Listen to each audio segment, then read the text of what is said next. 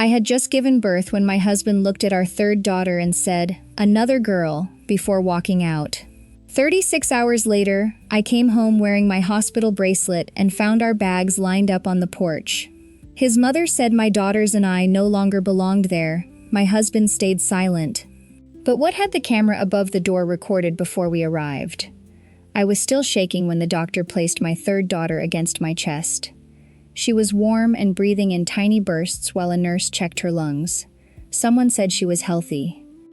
My husband stood beside the bed and looked at her for 3 seconds. He did not ask whether I was all right. He did not touch her hand. He did not say her name. He only said, "Another girl." Then he walked out. The door closed with a soft click behind him. I remember that sound more clearly than anything else from the delivery room. I told myself he was tired. I told myself he was shocked. I told myself his mother had spent months pressuring him about having a son.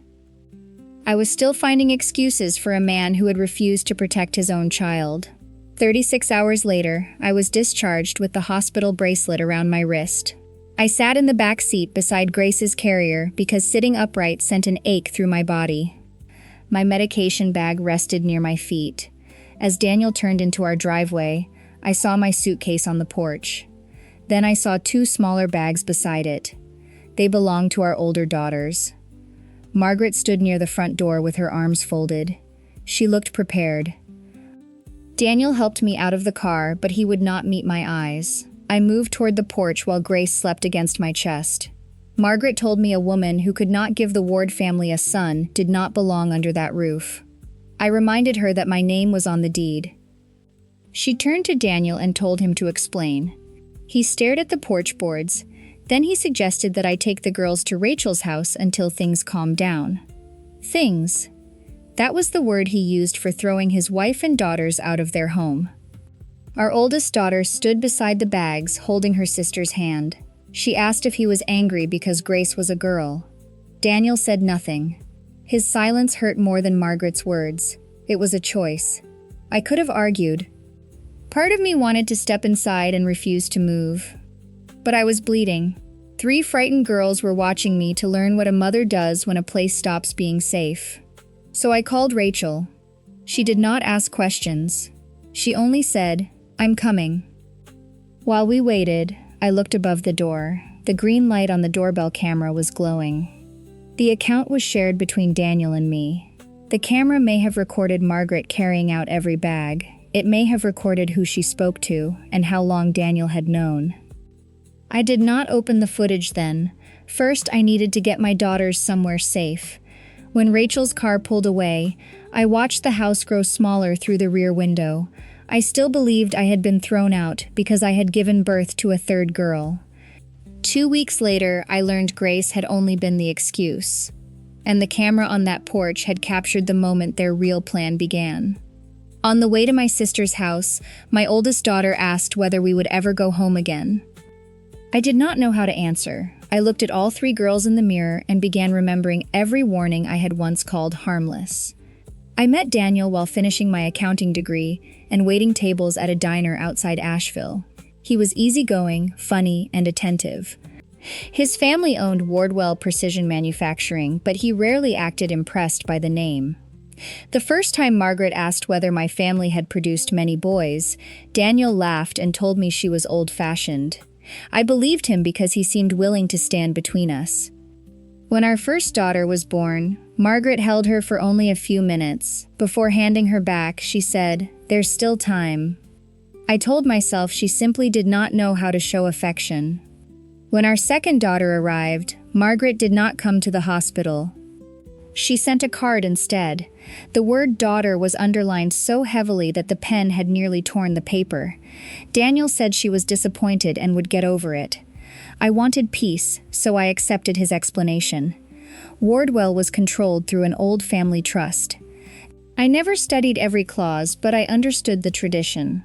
The men liked to say the company had been built by sons and passed down to sons. They called it responsibility, as though excluding women became respectable when dressed in the language of duty. While raising the girls, I kept the books for 3 small businesses. Margaret called it my little bookkeeping work.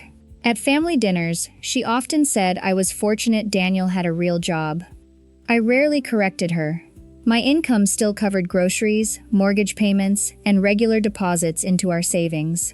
I thought refusing to argue made me mature. Now I see that I had confused keeping the peace with making myself smaller. Families like theirs do not hand you a written rule book. They teach you through small remarks, careful silences, and jokes you are told not to take personally. Eventually, you begin adjusting yourself before anyone asks. The clearest warning came when we announced my third pregnancy over dinner. Margaret set down her fork and asked whether I was doing anything differently this time. I assumed she meant vitamins, diet, or some old superstition. Daniel did not laugh. He looked at his mother, and she looked back at him. The glance lasted only a second, but it carried the confidence of two people who already knew something I did not. Not then, not for many months. I had no idea that during that same week, an attorney opened a file labeled Family Continuity. My name did not appear on a single page. The name Family Continuity was still sitting in a law office I knew nothing about. The first thing I saw was not an agreement. It was a number on my laptop screen. $11,000. For 2 weeks at Rachel's house, I moved through each day in a fog. I slept beside Grace's bassinet. Rachel drove the girls to school, prepared meals, and never pushed me to explain. One evening, my oldest asked whether her father was still angry with them. I told her that a grown man's wrong feelings were never a child's fault. Later, Rachel said Daniel had not looked angry on the porch. He had looked relieved. That word stayed with me. The next morning, I opened our joint account to pay the hospital copay. A transfer for $11,000 had been made 3 weeks before Grace was born. The note said consulting. The receiving account had no connection to Wardwell Precision Manufacturing. My first instinct was to call Daniel. I did not. I took a screenshot, downloaded the statements, exported the transaction history, and sent copies to a private email account. Then I changed my password and checked my credit report for loans opened in my name. Grace cried as the printer worked. I fed her and highlighted transactions. The $11,000 was only the beginning. There was another transfer for $8,500. Then came smaller payments, ranging from $1,200 to $4,000. By the time I finished, nearly $38,000 had disappeared over 4 months. That money came from an account we had built for years. Financial abuse does not always mean a husband refuses to let his wife spend money. Sometimes he quietly moves shared assets because he assumes she is too busy or too trusting to notice. They thought I only entered numbers. They forgot numbers always tell a story when someone is patient enough to read them. Before closing the laptop, I downloaded the doorbell footage from the day we left. Margaret carried each bag onto the porch. Then she raised her phone and said, "Everything will be ready before they get home." A man answered. I knew Daniel's voice. He had known. If you are still listening, please leave a comment and tell me where you are listening from and what time it is there. I wonder whether this story is keeping you company during a quiet morning, a lunch break, or a late night. Your presence gives me strength to tell you what I found behind that missing $38,000. The recipient's name was not on the first transfer, but after 3 hours of tracing payments, I found a name I had never heard in 9 years of marriage. Lauren Hayes. I read the name Lauren Hayes, as if staring at it long enough might pull some forgotten memory from 9 years of marriage. Nothing came back. Rachel was the one who recognized it. She searched Daniel's public posts and found a photograph from his college years. Lauren had left a comment beneath it that sounded warm and familiar, the kind people make when there is history behind the words. Her profile was private, the picture was not. Lauren stood outside an apartment complex 40 minutes from our house. One hand rested on her stomach. She looked 5 months pregnant. For a few minutes, anger made everything feel simple. There was the woman, there was the pregnancy, there was the missing money. But simple was not the same as true. I did not message her. I did not call her. I did not post the photograph online. I had no idea what Daniel had told her about me, our marriage, or the girls. It would have been easy to pour all my anger into the woman in that picture. But she had not stood on my porch and told 3 children they did not belong. Daniel and Margaret had done that. Rachel introduced me to a family attorney named Thomas Reed. 2 days later, I sat in his office with my statements arranged by date, the doorbell video saved twice, and a timeline on my lap. I showed him the transfers first. Then I explained that I had contributed to our savings and mortgage for 9 years. I told him about Daniel's reaction to each daughter, Margaret's comments, and the bags waiting on the porch. Thomas watched the video without interrupting. When it ended, he folded his hands and said, "An affair is a betrayal. The money is evidence." He explained that secretly using marital funds could affect the division of property, especially when that money supported conduct that harmed the other spouse. Then he gave me rules. Do not confront Daniel by phone. Do not post anything publicly. Do not enter devices or accounts I had no legal right to access. Save only records available to me. Keep all communication in writing. Track every attempt Daniel made, or failed to make, to contact the children. I opened a separate account for future income, but I did not empty the joint account. Thomas sent a preservation notice before anyone could begin deleting records. One transfer matched the deposit on Lauren's apartment. Another lined up with a payment to an obstetric clinic. Thomas studied the dates. "I don't think he was only hiding a relationship," he said. Before I left, he placed another transaction record on the desk. A law firm had received money from our account. The invoice description read, "Family Continuity Agreement." Thomas looked at me and said, "We need to find out what his family was trying to continue." I had always thought family continuity meant keeping a business steady after one generation stepped aside. In Daniel's family, it meant making sure power never passed to a girl. Thomas explained the structure in plain language. Wardwell Precision Manufacturing was privately owned. An old trust controlled most of the voting shares, and its oldest documents favored direct male descendants. No one in that office could promise the language would survive a serious legal challenge. That was not the point. Daniel and Margaret believed it protected them. After Daniel's father died, Margaret became obsessed with preserving the male line. Without a qualifying son, control could be divided among different branches of the family or restructured by the board. The Family Continuity Agreement was their answer. It promised Lauren financial support during her pregnancy. It called for a paternity test after the birth. If the baby was a boy, Daniel planned to ask that child be recognized by the trust. There was also a confidentiality clause, an apartment allowance, living expenses, and an unsigned draft promising future benefits from Daniel's shares. The missing $38,000 had paid for the apartment deposit and rent. It covered medical bills, legal fees, succession documents, and money set aside for after the birth. I thought about the crib I had postponed buying because Daniel said we needed to be careful. I remembered comparing diaper prices while he quietly paid another woman's rent. Then Thomas showed me the message. Margaret had written, "It has to hold no matter which one gives us the boy." I read it twice. Which one? Not which child. Not which mother. Which one? In that sentence, Lauren and I were not people. We were 2 possible routes to the same prize. Our children were not babies. They were outcomes. I excused myself and went to the restroom. I stood beneath the cold light and looked at the marks still fading across my stomach. While I had been carrying Grace, they had been preparing to replace me. The worst part was not that Daniel had feelings for someone else. It was that he had continued letting me work, save, parent, and believe in our marriage, while using our money to finance my removal. For years, I had believed I was part of that family. On paper, I was only a deadline running out. When I returned, I did not ask Thomas why Daniel had done it. No explanation could make the documents less real. My anger did not explode. It settled. It became something organized. Thomas let the silence sit for a moment. Then he pushed 3 folders across the desk. "We can handle this on 3 fronts," he said. "The marriage, the children, and the company." For the first time since Grace was born, I did not feel that everything was being taken from me. I felt that I was about to decide what would remain. This time, no one else would make those decisions while pretending I did not exist. 3 folders sat in front of me. One was labeled assets, one was labeled custody.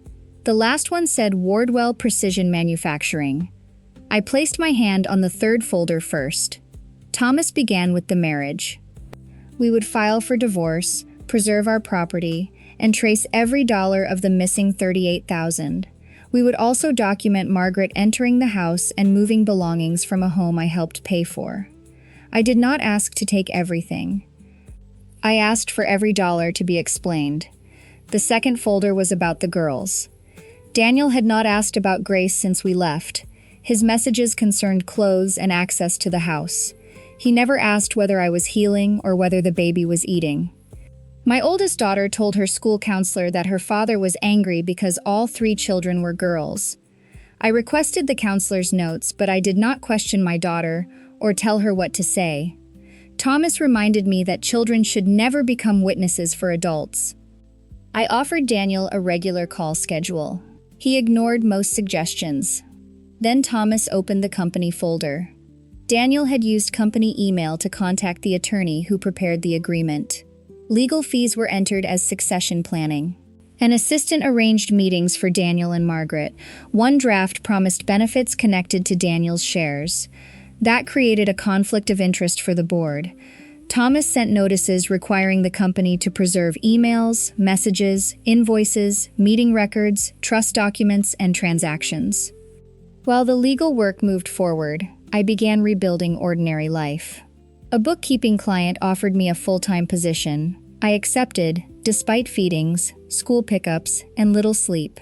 Rachel helped with the girls. I opened an account for my paycheck and rented a small house near their school. With my first paycheck, I bought bunk beds. Independence was not glamorous.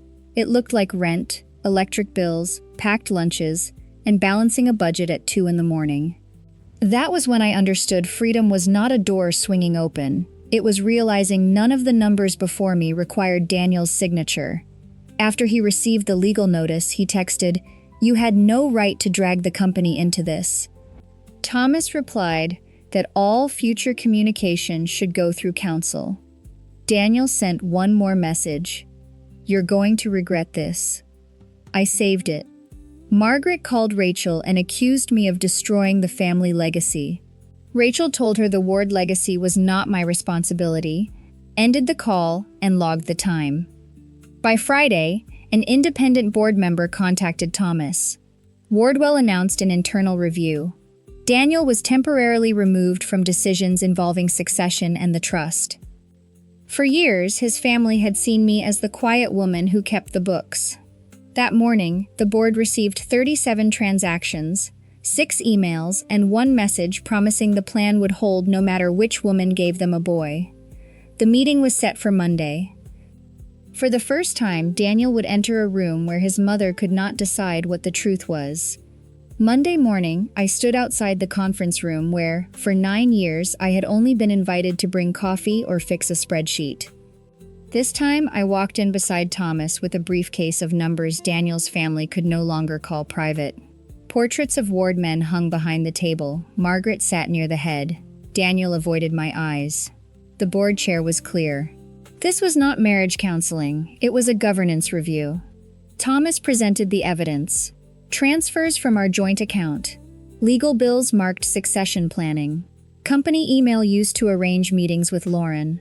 The family continuity agreement. Messages about a male heir. Records showing an assistant handled personal business during paid hours. Margaret interrupted. She said I had just given birth, that I was exhausted and emotional, and that I had turned a family problem into a conspiracy. She claimed I wanted revenge because Daniel had left me. She never mentioned the 3 children whose bags she had placed outside. The only independent woman on the board leaned forward. "You are saying she is too unstable to read a bank statement, but stable enough to pay half the mortgage for 9 years?" Thomas placed Margaret's message on the screen. "It has to hold no matter which one gives us the boy." The room went silent. Margaret called it private language between a mother and son. The board member shook her head. It was a succession instruction sent on company equipment. Some people believe a woman is rational only while she agrees with them. The moment she asks questions, her judgment becomes the thing they put on trial. Then Daniel placed a memorandum on the table. My electronic signature appeared at the bottom. He claimed I had approved the transfers. Margaret said I was lying for an advantage in the divorce. I recognized the signature. The capital C had the same broken stroke from a mortgage form I had signed 2 years earlier. I looked at Thomas. Check when the file was created. The company's technology specialist checked the metadata. The document had been created after our preservation notice. It came from Daniel's company computer. My signature had been inserted as an image, not completed through a verified system. Daniel denied creating it. Margaret blamed an assistant. The system log showed Daniel's account had edited the file. I did not feel triumphant. I felt cold. The affair showed me he had abandoned our marriage. The forged signature showed me he was willing to erase my voice from my own life. The board suspended him from management decisions, removed his access to succession records, opened an independent audit, and froze his profit distributions. Margaret was barred from trust meetings. Outside counsel received the suspected forgery. Afterward, Daniel texted me, "You may have embarrassed me in that room, but you will not take my daughters and my company." I forwarded it to Thomas. 10 minutes later, Daniel filed for emergency custody, claiming I was unstable after childbirth and keeping the girls from him. If you are still listening, please comment below and tell me how satisfied you are with this journey. It lets me know that friends are still walking beside me. Your presence is my greatest encouragement as I continue toward the final chapters. I thought Daniel's message was only an angry threat. The next morning, Thomas called and said Daniel had asked the court for temporary custody of all 3 girls. He claimed I had taken them without permission, blocked his access, become emotionally unstable after childbirth, and pulled the children into a business dispute. He even said Rachel was manipulating me. For a few seconds, I could not speak. Fear did not arrive as panic. It arrived as a picture of 3 empty beds in the little house I had just rented. Thomas reminded me that accusations were not evidence. We had the doorbell footage showing the bags on the porch before I came home. We had Daniel's message telling me to stay with Rachel. We had school records, medical appointments, and the written schedule I had offered him. We also had weeks of messages in which he never asked about Grace. He had not requested time with the girls before the board suspended him. He requested custody after he lost power in that room. I could not ignore that order. The court did not change where the girls lived. Instead, it ordered a supervised visit while the claims were reviewed. Daniel arrived with gifts for our 2 older daughters. He brought nothing for Grace. He hugged the girls, then looked at the baby in her carrier as if she belonged to someone else. Within minutes, he asked our oldest whether I had been saying bad things about him. He told her that adults were keeping him from coming home. The supervisor reminded him not to discuss the case with the children. When Grace began crying, Daniel did not pick her up. He asked me what he was supposed to do. I told him where the bottle was and that she probably needed a clean diaper. I did not mock him. Protecting my daughters meant giving him a safe chance to act like their father. It did not mean pretending he already knew how. Some people demand the title of parent only after another kind of authority has been taken from them. Then the child stops being someone to love and becomes proof that they still control something. Near the end of the visit, Daniel bent toward our oldest daughter. His voice was low, but the supervisor heard every word. "Tell the evaluator you want to live with me. Then all of this can stop." My daughter's shoulders tightened. The supervisor wrote the sentence down exactly. I learned that protecting children does not always mean keeping their father away. Sometimes it means building boundaries strong enough that his presence cannot be used to frighten, pressure, or divide them. At the first evaluation, the counselor asked my oldest one simple question. "What makes you think your father is angry?" She looked down at her shoes. Then she gave an answer no mother ever wants to hear. My daughter did not cry when she answered the counselor. That made it hurt more.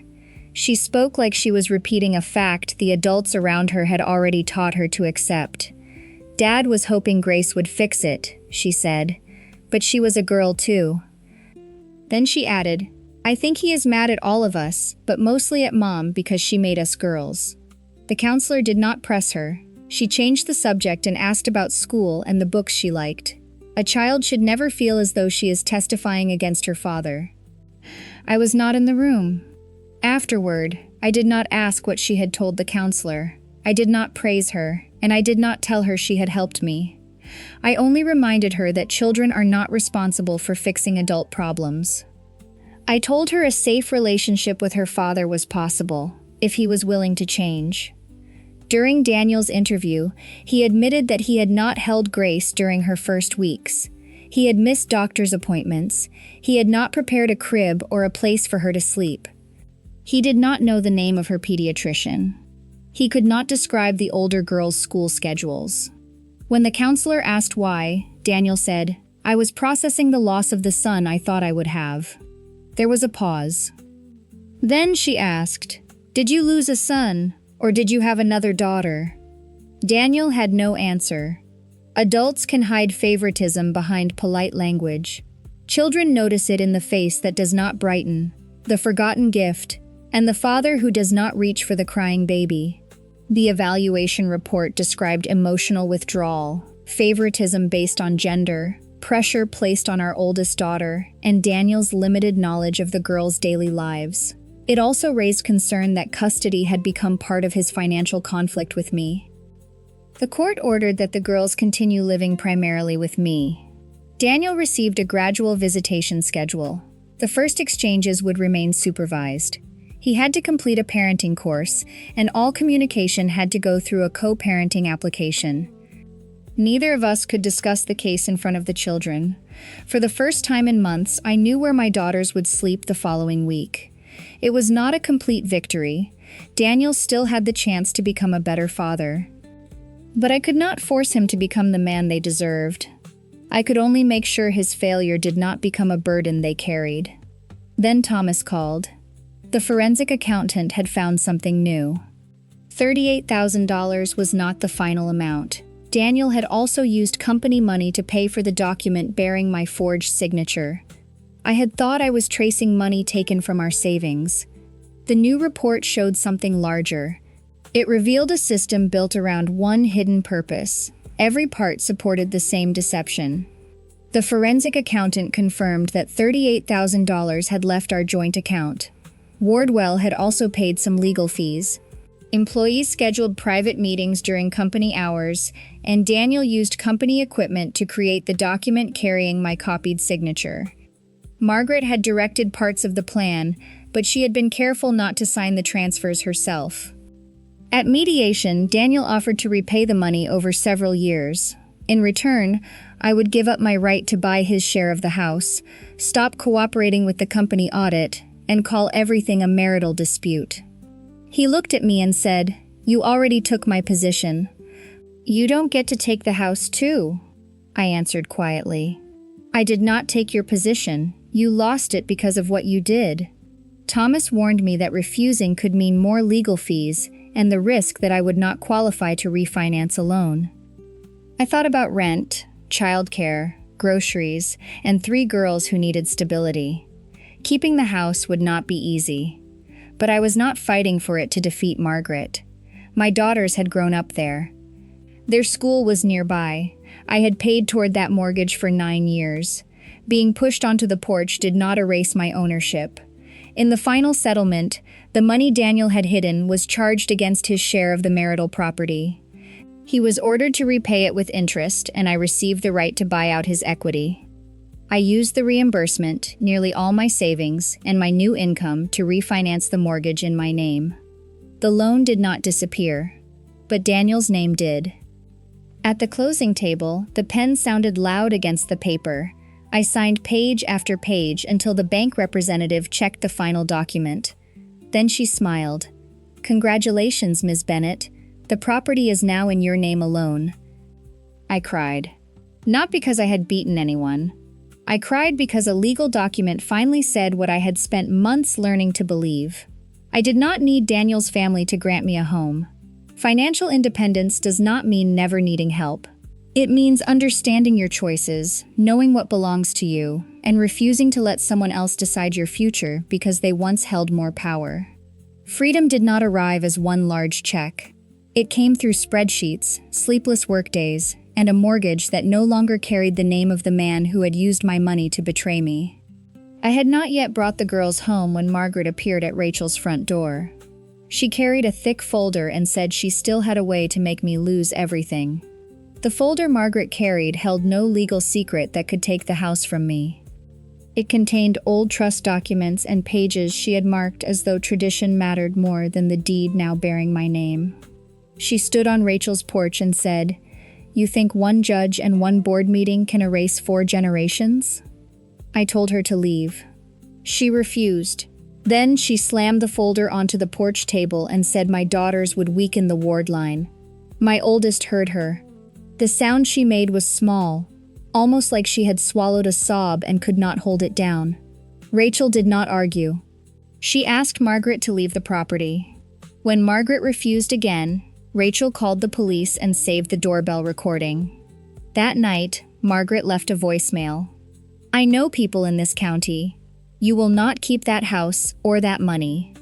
Thomas used everything we had documented: the written warning, 2 doorbell videos, the police report, the voicemail, the call history, the counselor's notes about how Margaret's words had affected my daughter. The court issued a temporary no-contact order, then extended it. If Margaret wanted contact with the girls, she would have to ask through the legal process. For the first time, a family rule could not be changed by her tone of voice. Around the same time, Lauren's attorney contacted Thomas. The records included messages in which Daniel claimed we were already separated. There were emails promising Lauren an apartment and financial support, but the benefits connected to the trust would begin only if the baby was a boy. There were also messages telling her to remain silent.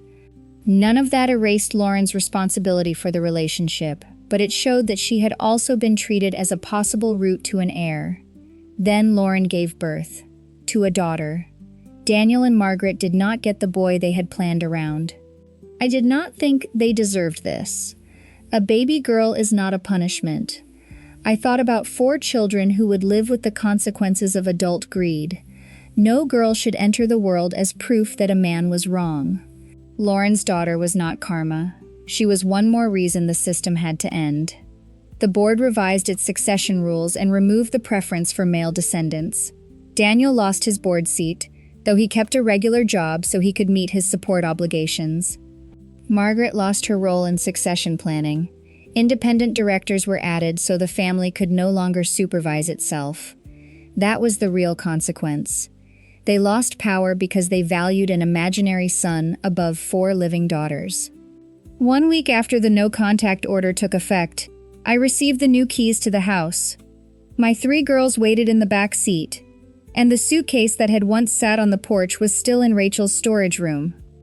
When we turned into the driveway, my oldest daughter looked at the front door and asked whether Grandma could come inside.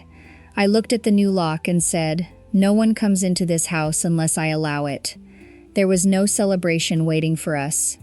Rachel brought dinner and helped carry boxes upstairs. The older girls ran to their rooms, opening drawers and touching the walls as if they needed proof the rooms remembered them. Grace slept in her bassinet near the window. I removed Daniel's key hook from the wall. Later, Rachel brought me the suitcase Margaret had packed. I carried it to the attic and placed it behind winter blankets. I did not burn it. I did not throw it away. I did not send it back. I kept it because it reminded me of the day I left before I was strong enough to fight. Leaving had not been surrender. It had been protection. That day, silence kept me from giving my daughters another frightening memory. In the months that followed, silence gave me time to save records, ask for help, and act when I was ready. Our life became ordinary again. I worked full-time. The girls followed a school schedule. Daniel saw them under the court-approved plan if he followed the rules. I did not speak badly about him in front of them. I also would not hide the truth forever. When they were old enough, I would answer honestly. Rachel stayed close. She never tried to become the hero. She simply kept showing up. One evening, I folded baby clothes while my oldest worked on homework. My middle daughter told a story about a princess who owned a hardware store. Grace laughed when her sisters leaned close. I waited for the old pain to return. It did, but differently. It felt like a scar instead of an open wound. I had imagined victory would sound like a judge's gavel or a conference room door closing behind Daniel. The real sound was quieter. It was three girls laughing in a house where they had once been told they did not belong. Margaret had said a woman who could not give her family a son had no place there. 11 months later, the deed carried only my name. But the house was never the greatest thing I won. My real victory was knowing my daughters would never grow up believing they were failed versions of boys. Silence is not weakness. Sometimes silence is the moment a woman stops arguing with people who have shown her who they are. Then she gathers what she needs to protect herself. How satisfied were you with the way I chose truth, evidence, and justice instead of revenge? Please rate this story from 1 to 10 in the comments and tell me what you would have done in my place.